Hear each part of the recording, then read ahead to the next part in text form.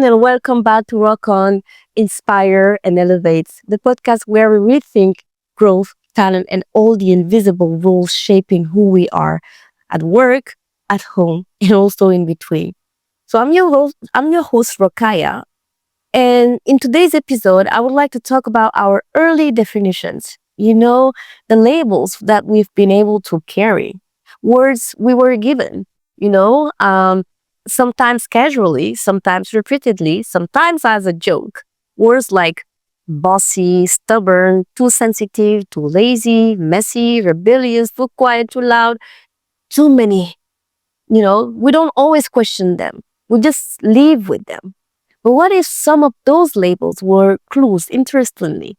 Not only because they were early signs of a strength that you did not know yet. So, in this episode, we'll explore all of that. And I want to start with a personal story. So, let me take you back to when I was a kid. So, I remember there was one word that I couldn't stand more than bedtime. The word was obey. Yes, obeying. And I remember telling myself all the time, God gave me a brain for a reason. Because to me, obeying blindly meant, shutting down that brain, not using it, just comply. So just one of my many labels was stubborn. And to me, it felt like I was being asked to trade my ability to analyze, to, to, to trade my ability to question and to choose for silence and obedience.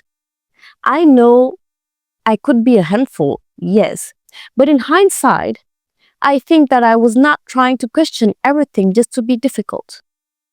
I wasn't rebellious for the sake of it. What I really wanted was a conversation, just some reasoning, a little dialogue. So here I am, I'm on HR and I'm a talker.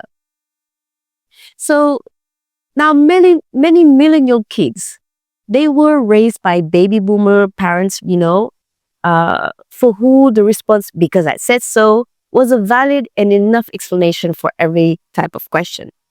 And so obedience was the highest virtue, especially in African cultures, let's be real. And so many of us have had to unlearn people pleasing. But what if the labels were simply indications of the strengths that we're not yet taught to recognize in ourselves? Let's just talk about that. Because here's the thing.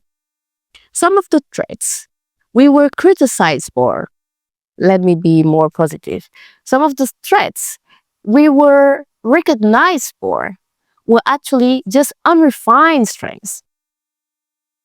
So let's talk about, the difference between stubborn and determined. Take stubborn, for example. How often do we call a child stubborn? When what they really are is clear about what they want and what they are. Able to hold their ground, not easily swayed. And fast forward a few years with age and wisdom and experiences. And those same traits turn into what we celebrate in adults: determination and resilience. The difference to me is just context and timing. When it gets results, it's called strong willed. I have met so many entrepreneurs telling me the same, that they were labeled like that. And history has plenty of proof for that. Just go further back. Think of Galileo. He was labeled heretic, defiant. The man got arrested. He went to prison. But his refusal against the dominant belief at that time revealed the truth about our cosmos. And so how many people, especially kids, get stuck with a label before their strength can even blossom and reveal itself? That's a question that I've always had. Now, I think we should be able to reframe those labels. Let's go back to that child for a moment. The one who hated the word obey, right? The one who questioned everything, every little thing. So that same energy is, I guess, the very thing fueling my clarity today, my constant desire to investigate and to speak, and hopefully with substance, but also to see beyond what is and imagine what could be. And that's why I think we have to revisit the labels we've been given all along. Because when labels are seen through a negative lens, they make us doubt our gifts. So when you realize that maybe your quietness was deep preparation, or that your sensitivity was simply emotional intelligence waiting to be named, or more, when you realize that your daydreaming was really creativity and vision, and your high organization skills stemmed from being too picky or perfectionist. So what do you do with that realization then? I think first of all, you just own it. You stop shrinking from the words. You reframe them and you say with pride, yes, I was stubborn and now I'm driven. Yes, I was sensitive and now I'm deeply empathetic and intuitive. Then don't stop there, of course, because once you've been able to redefine that label for yourself, the next step is expansion.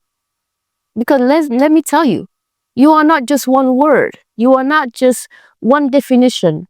You are not one trait. You are a mosaic of strengths, of values, of layers and potential. And finally, you make space for others to see the real you. Don't try to over-explain. Don't overcompensate. But embody your strength with clarity, consistency, and confidence. Trust me, you don't need to convince anyone. But the more you show up as your whole self, trust me, the harder it becomes for others to box you in. So yes, this episode is about labels. But more than that, it's really about the journey from being defined to becoming undeniably clear about who you really are. Unapologetically you. So here's my invitation. Think about all of the different labels you've carried all along. Which ones were not true? And which ones were early signs of a specific strength? Take a moment to revisit them, to understand them, and you will see it's going to be a real game changer. Thank you so much for tuning in today on this episode of Rock On. If it resonated with you, please share it with someone who needs to hear it. Subscribe, like, join the conversation, and share, because your story matters and your voice might be the key to someone else's breakthrough. Rock on, my friends. Keep growing, keep questioning, and never stop owning your light. Thank you very much.